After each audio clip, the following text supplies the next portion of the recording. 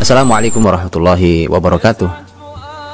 Mitra muslim yang dirahmati Allah Subhanahu wa taala, kita akan belajar tentang sejarah Islam, sejarah yang akan menyampaikan pada seluruh manusia, bukan hanya kepada kita sebagai muslim, tentang bagaimana manusia ini menjadi makhluk yang sebagaimana disebutkan Allah Subhanahu wa taala dalam Al-Qur'an. Walaqad karramna bani Adam, dan sungguh telah kami muliakan anak cucu Adam. Sekaligus kita akan tahu bagaimana manusia memuliakan yang lain. Manusia juga akan menjadi makhluk yang mampu memakmurkan bumi Allah sebagaimana yang diamanahkan kepadanya. Inilah peradaban yang penuh dengan keemasan. Tentu peradaban yang sangat panjang, lebih dari 1000 tahun itu, semuanya bermula dari sejarah manusia terbaik, yaitu Rasulullah Muhammad SAW, uswatun hasanah kita. Sebelum kita memasuki tentang sejarah Rasulullah SAW, tentu akan sangat baik ketika kita mencoba untuk memahami apa pentingnya kita belajar sejarah ini. Karena hari ini kita sudah hampir tidak menempatkan sejarah pada bagian yang penting dari yang harus kita pelajari dalam kehidupan kita. Sejarah menjadi sebuah pelajaran yang tidak menyenangkan. Sejarah menjadi pelajaran yang hanya merupakan tumpukan angka-angka dan peristiwa yang membosankan. Dan bahkan yang lebih buruk lagi adalah kita tidak merasa terlibat di dalam peristiwa sejarah itu.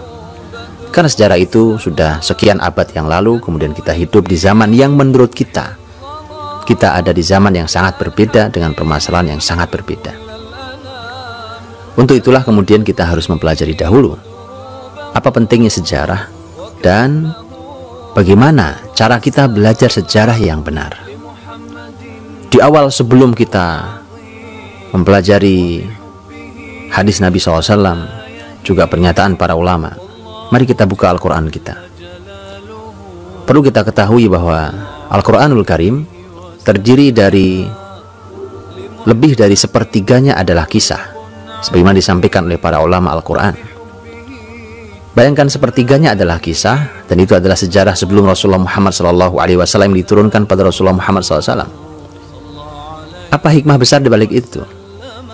Sepertiga kisah itulah yang telah membentuk Rasul dan para sahabat menjadi orang yang dihadirkan Allah di muka bumi sebagai kuntum khaira ummah, sebagai generasi terbaik yang pernah dihadirkan Allah di muka bumi. Maka berarti kisah memiliki peran yang sangat amat besar. Kisah inilah yang diturunkan Allah Subhanahu wa taala di setiap keadaan yang berbeda-beda. Contohnya adalah ketika Rasulullah Muhammad SAW sedang mengalami masa yang sangat sulit, yang belum pernah dibayangkan dan belum pernah dialami sebelumnya. Rasul berdakwah sudah kurang lebih 4 tahun, di akhir tahun 4 kenabian atau di awal tahun 5 kenabian. Rasulullah Muhammad SAW dan para sahabat mulai mengalami berbagai macam gangguan dakwah dari orang-orang kafir Quraisy. Rasulullah SAW dan para sahabatnya mulai mengalami intimidasi, baik kalimat-kalimat yang jelek, berbagai macam caci maki, gelar-gelar yang buruk, sampai intimidasi fisik. Bahkan ada di antara para sahabat yang sudah menjadi korban. Mereka meninggal dengan cara yang sangat mengenaskan, disiksa oleh keluarganya sendiri, disiksa oleh majikannya, disiksa oleh masyarakatnya. Maka kemudian yang menarik adalah Allah Subhanahu wa ta'ala tentu tidak membiarkan ini semua. Allah turunkan Al-Quranul Karim. Di antara yang turun pada masa yang sangat sulit itu adalah surat Al-Kahfi. Surat Al-Kahfi, kalau kita baca dari awal hingga akhir, maka kita akan menjumpai ada 4 kisah. Yang keempat-empatnya adalah kisah sebelum Nabi Muhammad SAW. Disinilah nanti Nabi SAW mengambil sebuah pelajaran besar dari sekian pelajaran yang lainnya yang diambil oleh Nabi. Di antara pelajaran besar yang diambil Nabi dari kisah-kisah dalam surah Al-Kahfi adalah bahwa Nabi memerintahkan kepada para sahabatnya yang sudah tidak kuat lagi untuk mempertahankan imannya di kota Mekah agar mereka hijrah ke negeri Habasyah. Dalam kalimat Nabi yang sangat terkenal, hijrahlah kalian ke negeri Habasyah, fa inna fiha malikan la yudlamu indahu ahad. Di sana ada raja yang tidak seorang pun dizalimi di negeri itu. Maka dari sini kita akan belajar bahwa ternyata saat keadaan sedang sulit, Nabi SAW memerlukan solusi, baik untuk ketenangan jiwanya ataupun untuk solusi bagi permasalahan yang menimpa para sahabatnya. Allah turunkan kisah. Maka sungguh sangat aneh kalau hari ini kisah tidak mendapatkan tempat yang cukup dalam kehidupan kita. Mari kita lihat kalimat cucu Nabi SAW, Hasan ibn Ali radhiyallahu anhum ajma'in.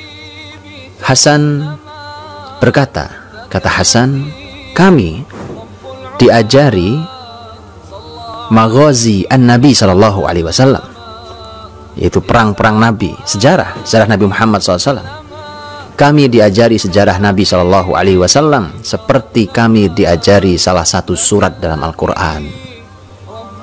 Kalau Al-Quran adalah merupakan panduan inti dan utama yang harus dipelajari oleh seorang muslim, itu artinya sejarah hampir disejajarkan dengan Al-Quranul Karim. Sayang sekali ketika hari ini kita menganggap sejarah adalah sebuah pelajaran yang amat sangat membosankan, bahkan kita tidak merasa berkeperluan karena kita tidak terlibat dalam sejarah itu. Maka di awal inilah kita harus tahu bahwa bagaimana, apa pentingnya kita memasuki sejarah itu. Allah Subhanahu wa ta'ala berfirman dalam surat Yusuf mengawali kisah yang detail dan panjang dan indah dari kisah Nabiullah Yusuf alaihissalam. Nahnu naqussu 'alaika ahsanal qasas bima auhayna ilaika hadzal Qur'an. Kami mengisahkan kepadamu wahai Muhammad kisah terbaik yang kami wahyukan dari Al-Quran ini. Kemudian surat Yusuf bertutur sangat panjang, syarat makna, penuh dengan pelajaran yang berharga. Dan kemudian ditutup surat Yusuf oleh Allah Subhanahu wa ta'ala dalam ayat yang terakhir, ayat 111. Allah berfirman, laqad kana fi qasasihim ibrah liulil albab. Sungguh pada kisah-kisah mereka terdapat pelajaran bagi orang-orang yang mau berfikir. Maka kana haditha yuftara walakin tasdiqal ladzi bayna yadayhi wa tafsila kulli syai' wa hudaw wa rahmah liqaumi yu'minun. Ini bukan perkataan yang diada-ada. Al-Quran ini bukan perkataan yang diada-ada. Walakin tasdiqal ladzi bayna yadayhi, tetapi ini untuk membenarkan, mengimani apa yang telah berlalu. Wa tafsila kulli syai', untuk mendetilkan, menjelaskan dengan detail segala sesuatu. Wa hudaw wa rahmah, sebagai petunjuk dan rahmat bagi orang-orang yang beriman. Ketika Al-Quranul Karim sepertiganya adalah kisah, maka ini juga merupakan fungsi kisah. Apalagi memang Allah bertutur di akhir surat Yusuf ini tentang betapa pentingnya mengambil pelajaran dari kisah-kisah sejarah. Tapi memang kisah sejarah ini tidak mungkin bisa diambil hikmahnya kecuali oleh ulil albab, sebagaimana disampaikan dalam ayat tersebut.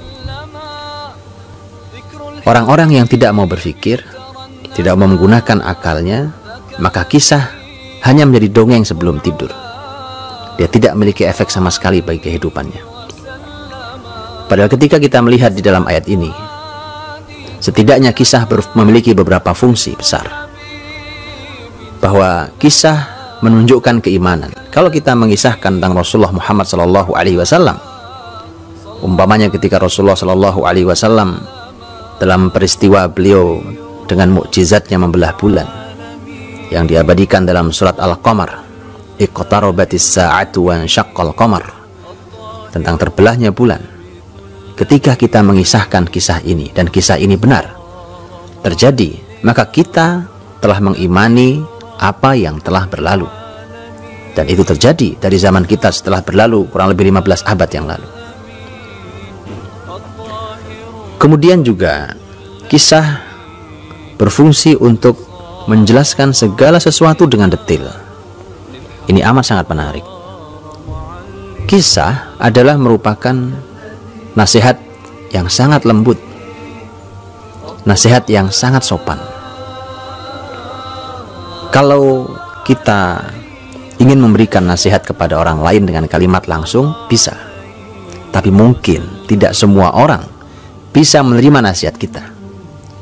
Kalau kita katakan kepada teman kita yang boros umpamanya, atau mubadzir, kita katakan, saya melihat Anda mubadzir, Anda boros, dan boros mubadzir itu adalah sesuatu yang dilarang dalam Islam. Kemudian itu bahkan